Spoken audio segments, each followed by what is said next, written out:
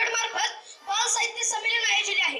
या बाल साहित्य संमेलनामध्ये संमेलनाध्यक्ष, स्वागताध्यक्ष आणि इतर प्रमुख पाहुणे यांचे मी स्मित प्रधान श्री शाहूकुमार भाऊंतर्फे सहर्ष स्वागत करतो।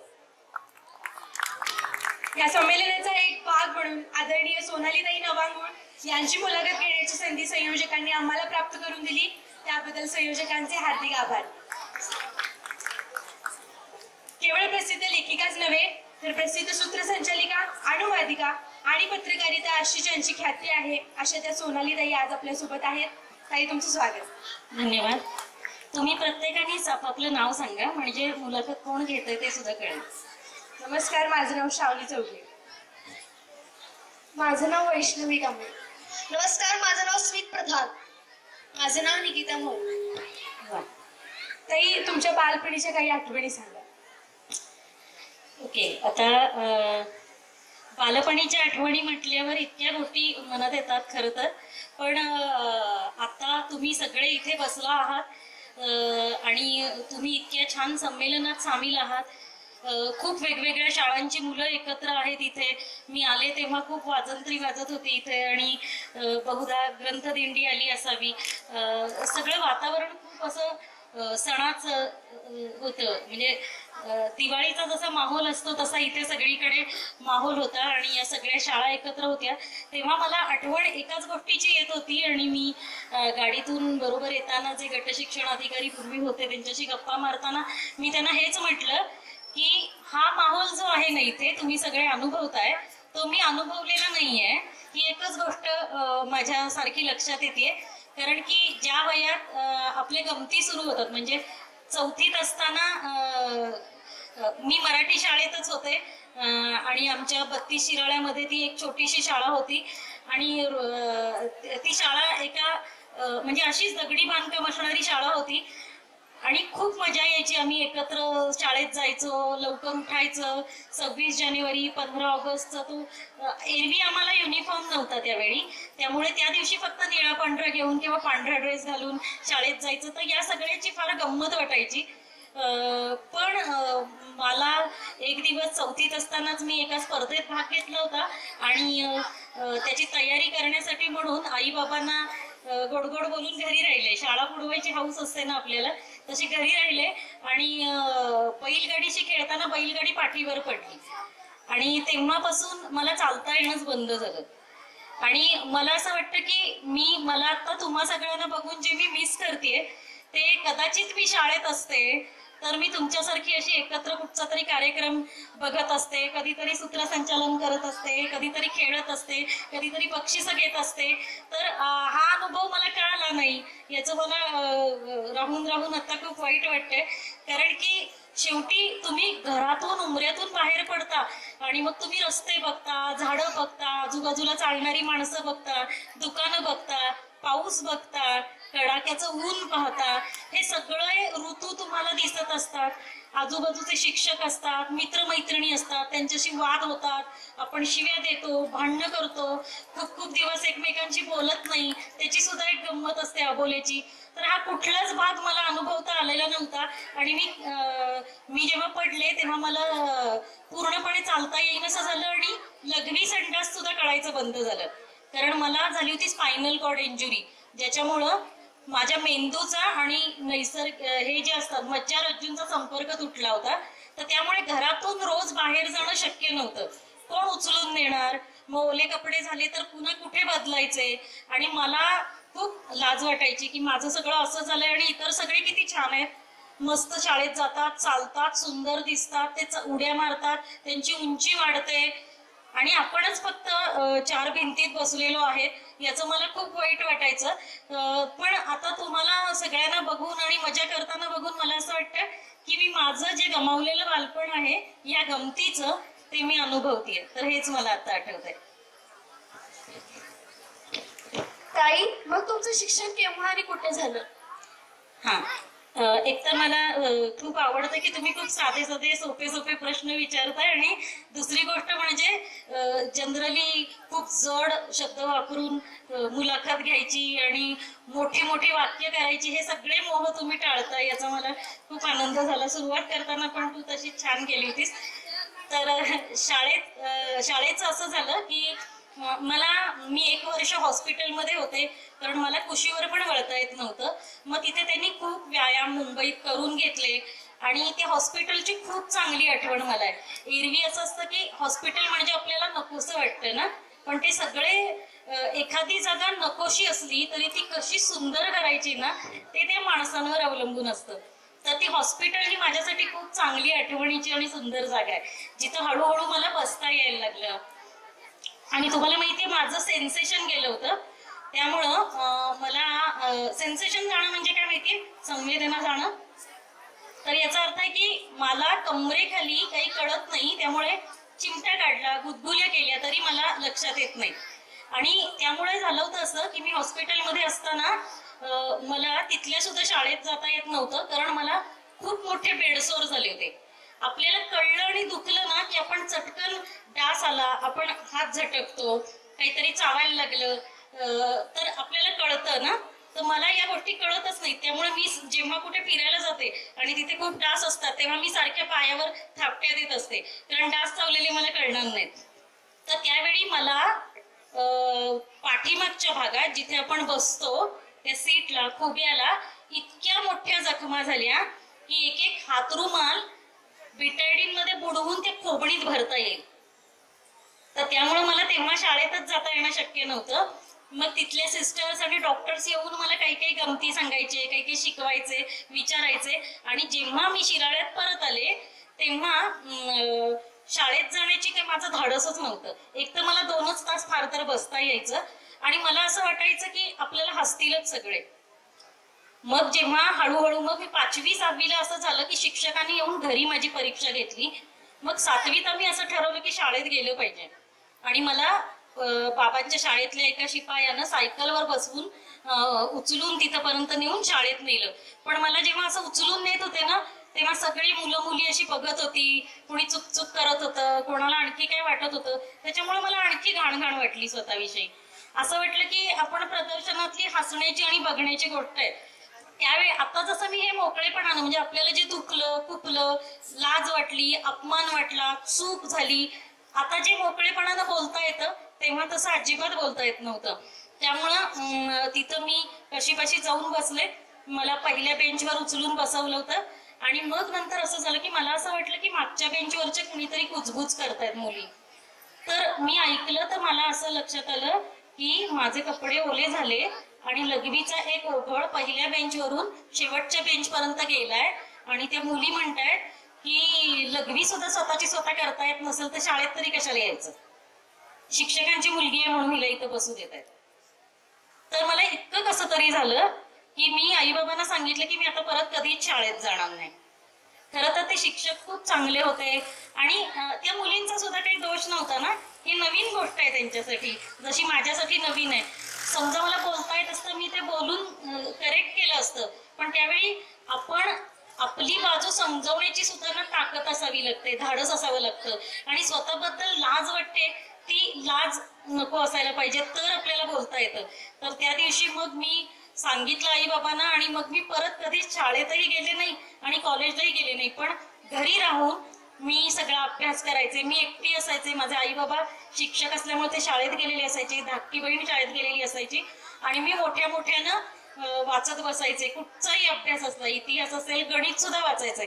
फक्त अजून सुद्धा मला ना गणिताची खूप भीती वाटते आणि कधीतरी मी घाबरून उठते ना, स्वप्न पडतं तेव्हा मला असं स्वप्न पडलेलं असतं की मला एक समीकरणच सुटत नाही आणि आता बोर्डाची परीक्षा आहे आणि काहीही वर्षभर मी अभ्यास केलेला नाही आणि आता माझं कसं होणार. तर माझं एकूण आणि त्यानंतर फक्त एवढं झालं की परीक्षेच्या वेळी मला उचलून शाळेत न्यायचे आणि मग घरी आणून सोडायचे आणि परीक्षेला मला अर्धा तास जास्त मिळायचा. शाळेकडनं खूप सहकार्य मिळायचं. पण दुसऱ्याने किती पण आपल्याला मदत केली ना तरी आपल्याला मदत करायची तयारी पाहिजे ना. तर तशी माझी स्वतःला मदत करायची तयारी खूप कमी होती. त्यामुळे मला असं वाटतं की मी खूप चांगला काळ वाया घालवला. ताई, तुम्ही तुमच्या लिखाणास कोणत्या वर्षी सुरुवात केली? लिखाणाची सुरुवात म्हणजे खरं तर मला माहित नव्हतं की मी लिहू शकते. प्रत्येक जण खरं तर अक्षर ओळख व्हायला लागलेला प्रत्येक माणूस लिहू शकतो. पण मला खूप उशिरा लक्षात आलं की आपण जे करतोय त्याला चांगलं लिहिणं म्हणता येईल का? आपण स्वतःला कधी शाबासकी देत नाही ना. माझा मित्र आहे जो सिनेमांमध्ये कामं करतो, सिनेमे लिहितो, संदेश कुलकर्णी त्याचं नाव, तर तो कायम म्हणतो की सोनाली, आपला प्रॉब्लेम असा आहे आपल्या सगळ्यांचा की आपण एखादी चांगली गोष्ट केली आहे ना की आपण स्वतःला शाबासकी देत नाही. आपल्याला सारखं स्वतःला दोष द्यायचे असतात. मला हे जमत नाही, मला ते जमत नाही, माझं नाक वाकडं आहे, माझे डोळे तिरडे आहेत, माझी उंची कमी आहे, माझे दात पिवळे आहेत. किती आपल्याला किती निमित्त पाहिजे असतात स्वतःला वाईट म्हणण्यासाठी. तर पण मला मात्र हेच होतं की म्हणजे 10वीत सुद्धा मला असं वाटत होतं की मला सगळ्यात कमी मार्क पडणार. म्हणजे आपण सारखं स्वतःला धारेवर धरत असतो ना. तर तेव्हा मात्र एक गोष्ट व्हायची की त्यावेळी फोन नव्हते इतके, आणि होते ते लँडलाईन होते, मोबाईल फोन आले नव्हते. त्यामुळं सगळ्या घरातल्या नातेवाईकांना पत्र लिहिण्याची जबाबदारी माझी असायची. तर मला असं वाटतं रंगवून रंगवून पत्र लिहिणं हे मी खूप करायचे. आणि तेव्हा कळलं नव्हतं, पण हा रंगवून पत्र लिहिणं, सगळं आठवून प्रत्येकाचं विचारणं, प्रत्येक गोष्ट आपण त्यांच्याबरोबर असताना अनुभवलेली असते त्याच्या नोंदी पत्रात करणं, आणि स्वच्छ नीटनेटकं खाडाखोड न करता अक्षर काढू शकणं, कोडरबर न वापरता किंवा खाडाखोड न करता, हे सगळं न कळत त्यावेळी झालं असेल. मला मराठी हा विषय खूप आवडायचा. माझ्या बाबांचा मराठी विषय होता, पण बाबांनी मला कधी शिकवलं नाही आणि त्याचा त्यांच्याशी बदला घ्यायचा म्हणून मी कधीच पेपर सोडवले नाहीत जादाचे, जे ते सांगायचे ते. तर निबंध मी खूप रंगवून लिहायचे. आणि आमचे बाबा असे खूप मोठ्या मोठ्या कविता सांगायचे की ह्या कविता वापराव्यात, त्या कविता वापराव्यात. तर ते कविता वापराव्यात सांगायचे निबंधात, म्हणून मी वापरायचे नाही, कारण त्यांनी सांगितलेली बरोबर उलट करायचं म्हणून. तर म्हणून मी वेगळे वेगळे आजूबाजूच्या गोष्टी ज्या असतात त्या निबंधात घालायचे. म्हणजे मी घरात एकटी बसलेली असायचं ना, तर माझे कान खूप तिखट होते. तर डवरीणबाईंच्या वरच्या म्हशी ओढ्याला कधी जातात, शेजारणी एकत्र कट्ट्यावर कधी बसतात, ते काय बोलतात, संध्याकाळचा खेळ कधी सुरू होतो, बाबळी खाली शेळ्या केव्हा येतात, मग आणखी काय काय त्यांच्या गप्पा रंगतात, या सगळ्याकडे माझे कान असायचे. आणि ते सगळं रंगवून मी वेगवेगळ्या पद्धतीने निबंधांमध्ये घालायचे. तर बहुधा मी तेव्हा लिहिलं असेल पहिल्यांदा. नाही, तुम्ही लेखनास प्रोत्साहन तुम्हाला कुठून मिळालं? प्रोत्साहन म्हणजे ऍक्च्युली आपलं वाचणारा प्रत्येक जण आहे ना, आपल्याला काहीतरी सांगत असतो की अरे हे चांगलं झालंय, पण इथं जरा चुकतीस काय, बघ जरा याचा जरा विचार करता, हे असं सांगणारे प्रत्येक जण आपल्याला प्रोत्साहन देत असतात. मी तुम्हाला एक छोटीशी गंमत सांगते. उर्मी जुवेकर नावाची माझी एक मैत्रीण आहे, जी सिनेमे लिहिते. म्हणजे शांघाय, ओय लकी लकी ओय वगैरे हे जे सिनेमे आहेत ते तिनं लिहिलेले आहेत. आणि ती मला म्हणाली की आपल्याकडे प्रॉब्लेम असा असतो की खूप मोठे मोठे शब्द वापरून भाषणं केली किंवा खूप सुभाषित वापरली, खूप म्हणी वापरल्या की ते चांगलं लेखन आहे, असं आपला मध्यमवर्गीय सगळ्यांचा समज आहे. तर मी जेव्हा लहान होते, ती मोठी होऊन पुढे पटकथाकार झाली, पण ती म्हणाली मी एक सुद्धा ओळ लिहू नये. अशाच पद्धतीचं आजूबाजूचं माझ्या वातावरण होतं. मुंबईत ती चाळीत राहायची, आणि जेव्हा तिनं गणपती उत्सवासाठी एक नाटक लिहिलं तेव्हा तिची आई आणि त्या गणपती मंडळाचे अध्यक्ष बिध्यक्ष म्हणाले, असं लिहितात हो नाटक, आपल्या घरात बोलण्यासारखंच आहे सगळं.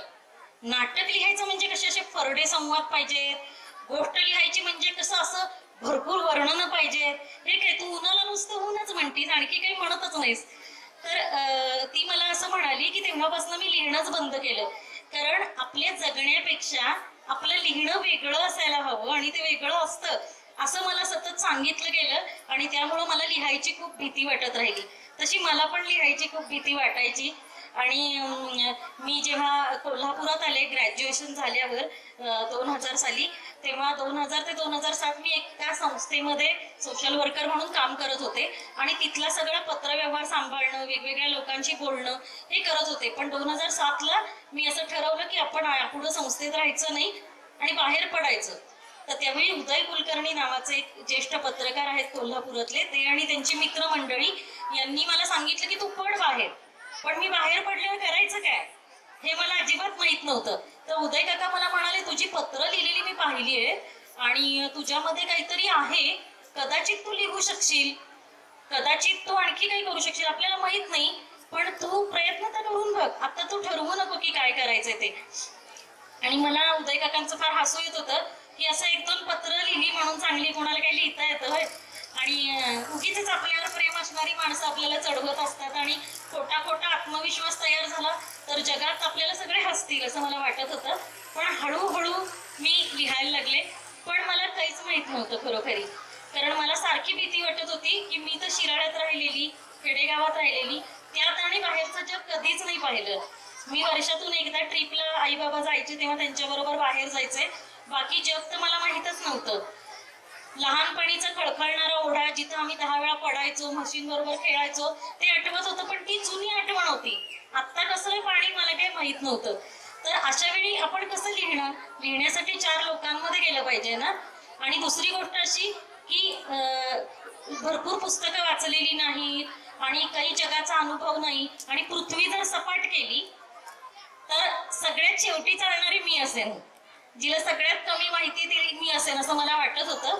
पण उदय काका आणि बाकीचे सगळे त्यावेळी अगदी जवळजवळ जे होते ना ते सगळे मला म्हणायचे की तू लिही.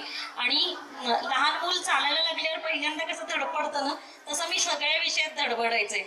जेनेटिक मॉडिफाईड क्रॉप्सवर लिहिलं मी, आणखी कोणाच्या मुलाखती घेतल्या, लोकप्रभा, साप्ताहिक सकाळ.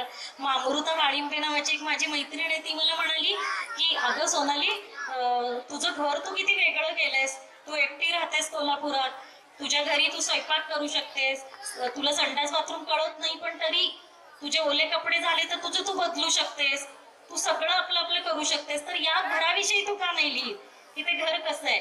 आणि मला अरे वाटलं असं लिहितात का. पण आज मला राजन गवस, कृष्णा खोत यांच्यासारख्यांची पुस्तकं नंतर मला मिळाली. 2008 नंतर उदय काकांनीच ती दिली आणि त्यावेळी मला कळलं की लिहिणं तर खरं असंच असतं. तुमच्या आसपास जी माणसं असतात, तुमचं जे जगणं असतं त्यातनं तुम्हाला जे कळत असतं, जे दुःख होत असतं, जे आनंद होत असतात, पाऊस पडल्यावर जे तुम्हाला वाटत असतं, पाऊस पडल्यावर जी घरं वाहून जात असतात, तिथली तुम्ही माणसं बघत असतात, हे सगळे अनुभव आणि त्यांच्यामधलं आतलं ते बोलू शकलेले नसतात, ते लिहू शकणं म्हणजे लिहिणं असतं. तर आज हा लिहिण्याविषयीचा कॉन्फिडन्स मला या सगळ्या लेखकांनी दिलाय. पण खरोखरी त्यावेळी जेव्हा आपण नवे असतो तेव्हा आपल्याला कळत नसतं आणि हे सगळे लेखक आहेत म्हणून हळूहळू आपल्याला आत्मविश्वास यायला लागतो की आपण रोज जे जगतो, रोज जे पाहतो, अनुभवतो, आपल्या आसपासची वेगळी सगळी जी माणसं आहेत, जी खूप वेगळ्या घरातनं, जाती धर्मातनं आलेली असतात आणि ते जे जगतात आणि ते तुमच्याशी विश्वासानं बोलू शकतात, त्याचा तुम्हाला साक्षीदार होता आलं तर तुम्हाला लिहिता येतं. तर मला वाटतं या सगळ्या लोकांनी मला जे काही थोडंफार आता मी लिहिते ते लिहितं केलेलं आहे. ताई, तुम्ही फक्त कथा किंवा भाषांतर इतकंच मर्यादित तुमचं लेखन न ठेवता ललित किंवा कथा संग्रह अशामधूनही लेखन केलेलं आहे. तर माझा असा प्रश्न आहे की विविध साहित्य प्रकारातून लेखन करताना तुम्हाला स्वतःमध्ये किंवा तुमच्या लिखाणाच्या शैलीमध्ये कोणते बदल करावे लागले का? खरं तर आता तू विचारतेस तसं जाणीवपूर्वक माझ्या कधीच लक्षात आलं नाही की हे ललित आहे, हा वर्तमानपत्री लेख आहे किंवा काय. मला हे सगळे भेद कळतच नव्हते आणि मला असं वाटतं की ते कळत नव्हते म्हणूनच मला कॉन्फिडन्स टिकला, नाही तर तो टिकू शकला नसता. तर मी काहीतरी लिहायचं तेव्हा कधी उत्तम कांबळे म्हणायचे, कधी माझे जे आताचे प्रकाशक आहेत पाटकर काका ते म्हणायचे, कधी कविता महाजन म्हणायची की अगं हे ललित अंगण आहे पण ते पुढे जरासं तू थोडंसं काय मार्गदर्शनपर केलंयस तर ते करू नको ना, किंवा तू अमुक लेख लिहिलायस ना पण त्याच्यात तू तुझ्या ओळखीचे लोक म्हणून ताई, दादा, काका असे शब्द वापरलेस तर त्याच्यामुळे त्याच्यात तटस्थता राहत नाहीये, तर तू ते काढून टाक ना आणि नॉर्मल लिही ना. तर हे सगळं हे लोक काही सूचना देत होते, त्यामुळं तो काय भाग होता तो मला कळत होता. पण मला अजूनही असं वाटतं की खूप जाणीवपूर्वक आपण, आता मी कथा लिहून पाहते, आता मी कविता लिहून पाहते, आता मी असं करते, असं होत नसतं. आणि जेव्हा ते नकळतपणे आणि खूप नैसर्गिकरित्या किंवा सेंद्रिय हा शब्द खूप छान आहे त्याच्या बाबतीत, तर तसं लिहित जातो ना तेव्हाच ती खरी गोष्ट होते. नाहीतर 7वीत असताना टला ट लावून आणि रला राव लावून सगळी यमकातल्या कविता मी पण लिहिल्यात. आणि मी माझी 30 कवितांची वही आमच्याकडे शिराळ्यात माझ्या एका काकूचे वडील जे होते ते कवी सुधांशू होते, तर ते सुधांशू आमच्या घरी आले तेव्हा त्यांना मी अगदी वही दिली आणि सांगितलं की ही बघा माझी वही. आणि त्याच्यात अतिशय पोरकट कविता होत्या की जीवनात असते सुखही दुःखही, दुःखाला सामोरे जावेच लागते वगैरे. आता मला खूप हसू येतं त्याचं, पण मी त्यांना दिली आणि त्याच्यात त्यांनी थोड्या थोड्या दुरुस्त्या केल्या आणि मला सांगितलं की तुला जेव्हा आतून वाटेल की हे लिहायलाच पाहिजे तेव्हा लिही, तुझ्यावर काही कंपल्शन नाही की तू लिहित राहिलं पाहिजेस. तर त्यावेळीपासून मी परत कविता कधीच केल्या नाहीत. पण त्यांची एक गोष्ट लक्षात राहिली की आपल्याला आतून वाटतं की आता पर्यायच नाही तेव्हा लिहायचं. आणि मग जे वाचणारे आहेत ते त्याला ललित म्हणतील, आत्मकथनपर म्हणतील आणि काय म्हणतील तो त्यांचा भाग आहे, आपण त्याचा विचार करू नये. ताई, तुमचं प्रीमियर नावाचं एक पुस्तक आहे, त्याच्या 15 दिवसात 2 आवृत्त्या निघाल्या, तर ही प्रेरणा तुमच्याकडून तुम्हाला कुणाकडून मिळाली? हा, ऍक्च्युली मी इंग्रजी विषय घेऊन BA केलं, पण पुन्हा घरी इंग्रजी शिकल्यामुळे माझं मी, आणि जेव्हा अडचणी येतात तेव्हा बाबांच्या शाळेतले शिक्षक मला मदत करायचे. पण माझ्या इंग्रजीची सुरुवातच अशी झाली, तुम्ही आता भाषा ऐकता त्यामुळे तुमचा प्रवास सोपा होतो ना, शिक्षक काहीतरी वाचून दाखवतात, तर मी घरातच वाचायचे त्यामुळे मी हृदयला पुष्कळ दिवस हद्य म्हणत होते. रू म्हणायचं हे मला माहीतच नव्हतं. तुम्ही शिक्षकांचा ऐकता तेव्हा तुमचा तो प्रवास कमी होतो ना. किंवा WE म्हणजे उई ना, हा, तर उई वाचायचं हे मला कळत नव्हतं. मी 12 कडी पाठ केली होती आणि त्याप्रमाणे WE ला मी वे म्हणत होते. मी चिपळूणच्या माझ्या मामाकडे गेले होते त्यावेळी खूप जाहिरात चालू होती आणि त्यांनी ओनिडा टीव्ही आणला होता, नवीन टीव्ही होता आणि त्याच्यावर असं स्पीकर होत ना, एक स्टिकर होतं मोठं लाल भडक आणि त्याच्यावर लिहिलं होतं MORE. तर तो म्हणाला की काय लिहिलंय वाच, हुशार आहेस ना तू, वाचून दाखव. तर मी म्हटलं ते मोरे लिहिले. तर तो म्हणाला मोरे का लिहितील, तर तो म्हटलं मोरे नावाच्या दुकानदाराकडनं तो आणला असशील म्हणून मोरे लिहिले. तर ते डिक्शनरी बघितल्यावर मला कळायचं की ते मोरे नाही मोर आहे. हा, तर माझा प्रवास हा इतका अवघड होता कारण प्रत्येक शब्द बघून तो डिक्शनरीतनं हे करून मग तो वाचायचा. तर त्यामुळं मला असं वाटत होतं जेव्हा मला ही ऑस्कर पिस्टोरियस, ज्याला दोन्ही पाय नाही आणि दोन्ही पाय नसताना जगात वेगवान धावणारा तो धावपटू होता, तो पायामध्ये जे कार्बन फ्लेक्स फूट, जे आकाराचे पाय वापरून तो धावायचा आणि त्याची खूप गोष्ट अशी चित्तथरारक होती. आणि पुण्यनगरी नावाच्या वर्तमानपत्रात शेवटच्या पानावर फक्त त्याचा फोटो आला होता आणि त्याच्या खाली लिहिलं होतं की लंडन ऑलिम्पिक्स मध्ये धावण्याचं त्याचं स्वप्न आहे 2012च्या. आणि मला उदय काकांनी तो फोटो दाखवला आणि सांगितलं की बघ याचं पुस्तक तुला करता येईल. तर तेव्हा नवीन नवीनच इंटरनेट वापरायला सुरुवात झाली होती आणि मी इंटरनेटवरनं पहिल्यांदा ऑनलाईन पुस्तकाची खरेदी केली आणि ते पुस्तक मागवलं. आणि मग ते वाचल्यावर मला असं वाटलं हे खूप भारी आहे, हे कुणीतरी मराठीत करायला पाहिजे. मग मी कविता महाजन, मी संस्था सोडण्यासाठी जे महत्वाचे घटक आहेत ना त्याच्यात कविता महाजन ही लेखिका खूप महत्वाची आहे, जी आता नाही पण ती सतत माझ्या बरोबर आहे. तर कविता महाजनला मी सांगितलं अगं कविता ताई कुणीतरी हे पुस्तक केलं पाहिजे. तर ती म्हटली कुणीतरी म्हणजे कोणी. तर मी म्हटलं कुणीतरी म्हणजे ज्यांना इंग्रजी चांगलं येतं त्यांनी. ती म्हणे तुझी पदवी काय जाळायला आहे का, इंग्रजीच केलंयस ना तू, मग तू कर की. मी म्हटलं पण मी घरी शिकले आणि मला चांगलं नसणार इंग्रजी माझं. तर ती म्हटली तुला केल्याशिवाय कसा निर्णय घेता येईल आला की तुला करता येत नाही, तू केलंच तर तुला कळेल की तुला करता येतं की नाही. आणि जर नाही आलं तर आमच्यासारखे लोक आहेत जे तुला सांगतील की इथं दुरुस्त कर तिथं दुरुस्त कर. आम्ही चुका सांगितल्या की तुझा काही अपमान होतो का, आणि नसेल होत आणि तुला शिकायचं असेल तर कुणीतरी नाही तूच केलं पाहिजे. आणि दुसरी गोष्ट आहे की लहानपणापासून तू 9व्या वर्षी पडलीस तिथपासून शिक्षण घे, आज तू कोल्हापूरला आलीस, कोल्हापूरहून परत बाहेर येऊन तू आता स्वतंत्रपणानं स्वतःच्या घरी राहतेस, एकटी राहतेस. आणि हे जर करता आलं तर इंग्रजीतला अनुवाद करणं काय कठीण गोष्ट आहे.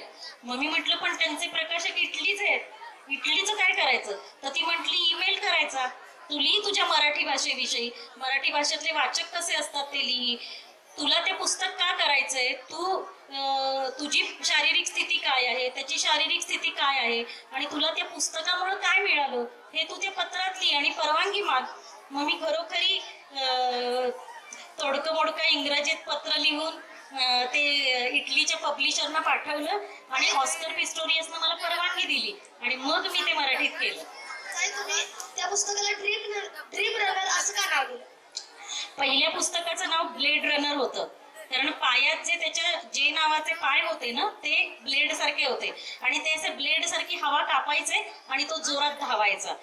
पण हे स्वप्नातच शक्य वाटेल असा हा प्रवास होता की दोन्ही पाय नसणारा माणूस कृत्रिम पाय जरी लावले, त्याचे पाय अगदी खूप लहानपणी 4-5व्या महिन्यात कापण्यात आलेले होते, तर अशा वेळी कृत्रिम पाय लावला ना तरी लगेच चालता येत नाही. तुमचे पाय शिरा फुटतात, रक्ताळून जातात, खूप त्रास होतो. ते पाय पुन्हा पुन्हा लावून चालताना ब्रह्मांड आठवतं. सतत ते रुमालांमध्ये आणि याच्यामध्ये बांधून ठेवायला लागतात. अशा वेळी नॉर्मल माणसं धावू शकतात त्या कॅटेगरीत वेळ नोंदवणं म्हणजे अपंग आहे म्हणून सवलत न घेता जागतिक दर्जाची वेळ त्यांच्या तोडीची नोंदवणं ही स्वप्नात वाटणारीच गोष्ट होती. म्हणून त्या पुस्तकाचं नाव ड्रीम रनर होतं आणि तो त्याच्या पुस्तकात म्हणतो, you are not disabled by the disabilities you have but you are able by the abilities you have, म्हणून तो ड्रीम रनर.